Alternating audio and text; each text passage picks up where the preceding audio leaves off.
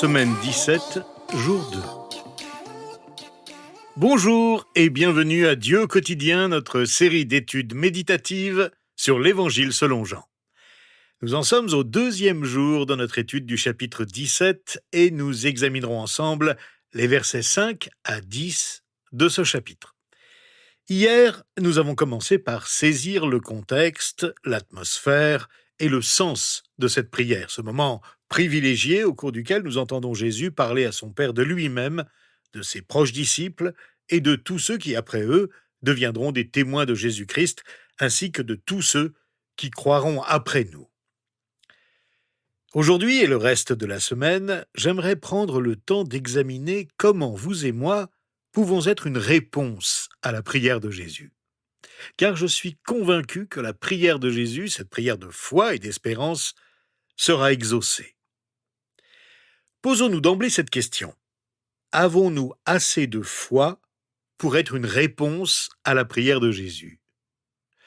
En lisant cette prière dans le détail, nous verrons ensemble que nous sommes une réponse à la prière de Jésus lorsque 4 choses se produisent. La première de ces 4 choses est clairement indiquée au verset 5. « Maintenant, Père, révèle toi-même ma gloire auprès de toi, en me donnant la gloire que j'avais auprès de toi avant que le monde existe. » Quand suis-je une réponse à la prière de Jésus ?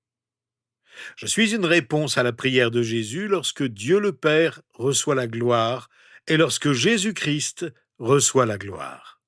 C'est alors que je suis une réponse à sa prière. Le mot « gloire » est utilisé 8 fois dans cette prière. C'est un thème très important.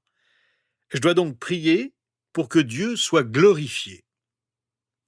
Quelqu'un a dit, lorsque nous commençons à prier davantage avec la gloire de Dieu à l'esprit, notre vie de prière ressemblera davantage à celle du Seigneur Jésus, car Jésus a prié avec la gloire de Dieu à l'esprit.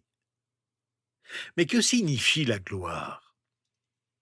Glorifier, rendre gloire, c'est rendre manifeste, c'est rendre évident quelque chose de grandiose, qui était peut-être caché, d'une valeur inestimable ou d'une grande richesse cachée, pour le mettre au grand jour et le rendre visible à tous. Dieu veut révéler qui il est au monde, et il veut le faire à travers vous.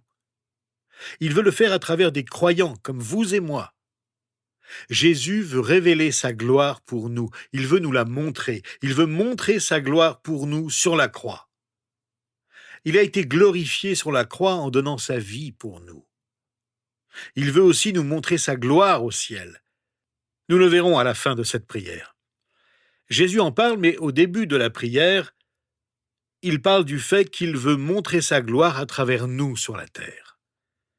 C'est un thème récurrent dans cette prière. Dieu veut montrer sa gloire à travers nous sur la terre.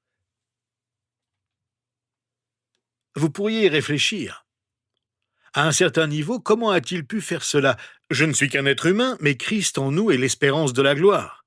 Et par l'Esprit de Dieu en nous, et Christ en nous, Dieu peut se révéler au monde, même au travers de nous, même à travers moi. Jésus nous a montré dans cette prière le chemin pour manifester la gloire de Dieu dans nos vies. Au verset 4, que nous avons étudié hier, il nous a enseigné que ce chemin est l'obéissance. « Je t'ai rendu gloire sur cette terre, a dit Jésus à son Père du ciel, en faisant les choses que tu m'as données à faire, en obéissant. » La vraie gloire de la vie est de faire la volonté de Dieu. Et la véritable façon de manifester la gloire de Dieu dans la vie est de faire la volonté de Dieu. Jésus indique ici que plus notre obéissance est fidèle, plus nous glorifions Dieu. Chaque fois que je fais ce que Dieu m'a montré à faire, je rends gloire à Dieu d'une manière ou d'une autre. Je peux le voir immédiatement, ou peut-être je ne le verrai jamais sur cette terre. En fait, rendre gloire à Dieu en une phrase, c'est « j'ai fait ce que Dieu m'a donné à faire », d'après les paroles mêmes de Jésus. Et si je pouvais arriver à la fin de ma vie et dire, ne serait-ce qu'à propos d'un petit moment de ma vie, « j'ai fait ce que Dieu m'a donné à faire », je serais tellement privilégié de pouvoir prier ainsi. Mais je saurais aussi que j'ai glorifié Dieu en cela. Or, la plupart d'entre nous regardons notre vie et voyons ce que nous n'avons pas fait. Et nous nous lamentons. Dieu m'a donné à faire ceci et cela, mais je ne l'ai pas fait. Je vous invite à ne pas regarder au passé, mais à fixer au contraire votre regard sur aujourd'hui. Comment puis-je faire aujourd'hui ce que Dieu m'a donné à faire aujourd'hui? Qu'y a-t-il de plus grand que cela? En fait, rien ne pourrait être plus grand que cela. Rien n'est plus important que ça. J'ai fait ce que Dieu m'a donné à faire. Alors aujourd'hui, je vous invite, comme Jésus nous y invite, à vous concentrer sur cette seule question. Est-ce que je fais ce que Dieu m'a donné à faire aujourd'hui? Jésus savait qu'il allait retrouver auprès du Père la gloire qu'il avait avant même la création du monde, après l'avoir abandonné pour un temps, jusqu'à ce que l'œuvre de salut que le Père lui avait confiée soit accomplie. Mais Jésus parle aussi de la gloire qu'il a obtenue à travers tous ceux qui ont accepté sa parole, et ceux qui l'accepteront après sa mort et sa résurrection. Au verset 6 à 10 de notre chapitre, nous lisons ce que Jésus dit à son Père. « Je t'ai fait connaître aux hommes que tu m'as donnés du milieu du monde. Ils étaient à toi, et tu me les as donnés, et ils ont gardé ta parole. Maintenant ils savent que tout ce que tu m'as donné vient de toi. En effet, je leur ai donné les paroles que tu m'as données. Ils les ont acceptées, et ils ont vraiment reconnu que je suis sorti de toi. Et ils ont cru que tu m'as envoyé. C'est pour eux que je prie. Je ne prie pas pour le monde, mais pour ceux que tu m'as donnés, parce qu'ils sont à toi. Tout ce qui est à moi est à toi, et ce qui est à toi est à moi, et ma gloire est manifestée en eux. » Beaucoup de personnes avec qui j'ai discuté de ce passage m'ont demandé pourquoi Jésus ne prie-t-il pas pour le monde. Car voici ce qu'il dit, « Je ne prie pas pour le monde, mais pour ceux que tu m'as donnés. » En fait, le monde dont Jésus parle ici représente tous ceux qui s'opposent au message et à la personne de Christ. Jésus va mourir pour eux, mais dans sa prière avant de mourir, il concentre toute son attention sur ceux avec qui il a vécu pendant plus de 3 ans, ceux qui vont propager son message au monde entier, ceux qui vont subir l'opposition et la persécution, ceux qu'il a servis jusqu'à leur laver les pieds. Il les a formés pour qu'ils puissent atteindre le monde et faire des disciples dans toutes les nations. C'est donc pour eux qu'il prie intensément juste avant de mourir. Quand il prie pour eux, il prie aussi pour nous. Il veut œuvrer en nous pour que nous puissions atteindre le monde. Le plan de Jésus pour atteindre le monde et le ramener au Père a été de choisir des disciples et de les former pour qu'ils puissent à leur tour atteindre le monde entier avec son message de salut. Et tous ceux qui le suivent après eux font partie de ce plan. C'est pourquoi, au moment de mourir et en présence de ceux qui vont poursuivre sa mission, Jésus prie pour eux avec ferveur, car ils auront besoin de son soutien et de son secours d'une manière toute particulière. Et Jésus peut ainsi affirmer que sa gloire s'est manifestée en eux. En effet, ils ont écouté et accepté sa parole, et ils ont reconnu en Jésus leur Maître, leur Sauveur et leur Seigneur. Malgré leurs erreurs, leurs hésitations et leurs trébuchements, ils ont placé leur confiance en lui.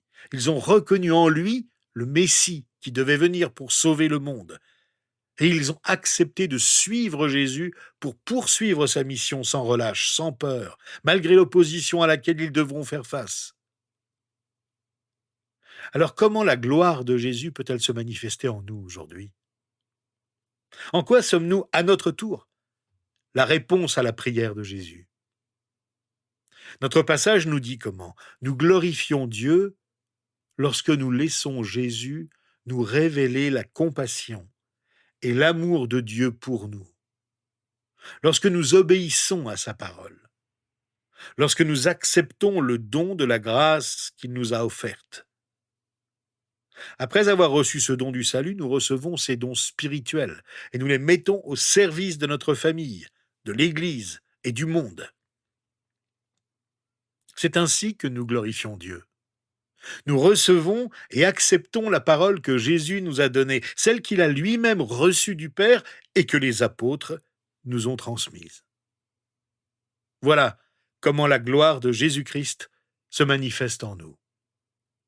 Alors ce que j'aimerais faire avec vous aujourd'hui, c'est de passer quelques moments en prière pour glorifier Dieu dans nos vies, maintenant, en faisant exactement ce que Jésus nous a dit de faire.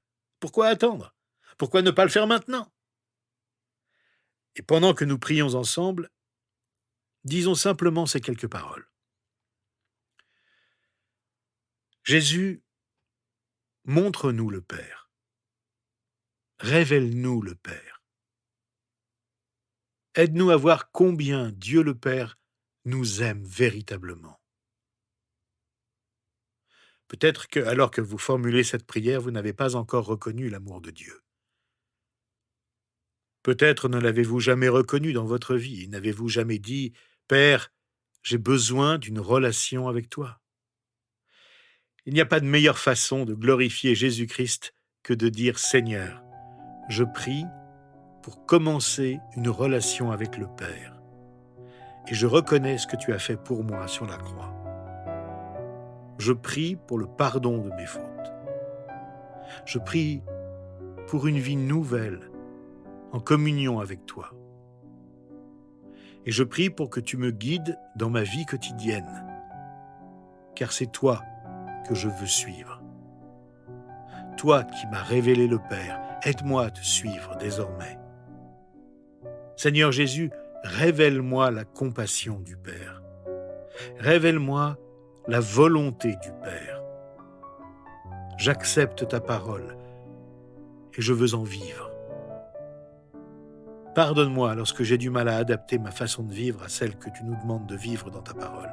Aide-moi à persévérer, à m'améliorer. Pardonne mon égoïsme. En ce moment même, j'accepte ta parole et je prie pour avoir la force de vivre selon ta parole dans ma vie quotidienne. Je veux non seulement accepter ta parole, mais aussi lui obéir. Et j'ai besoin de ta force pour le faire, Seigneur Jésus. J'ai besoin de ta puissance pour le faire. Je ne veux pas te suivre pour pouvoir cocher une liste de choses à faire pour être plus spirituel. Je veux agir selon ta volonté pour que tu sois glorifié, pour que ta gloire se manifeste en moi. Toi qui m'as tout donné, accepte ma profonde reconnaissance. Merci Seigneur Jésus d'avoir prié le Père pour moi avant même de mourir sur la croix. C'est en ton nom que j'exprime ma gratitude et ma prière. Amen. Eh bien, rejoignez-nous demain. Nous poursuivrons notre étude de la prière de Jésus en réfléchissant ensemble sur les versets 11 à 17 du chapitre 17 de l'Évangile selon Jean.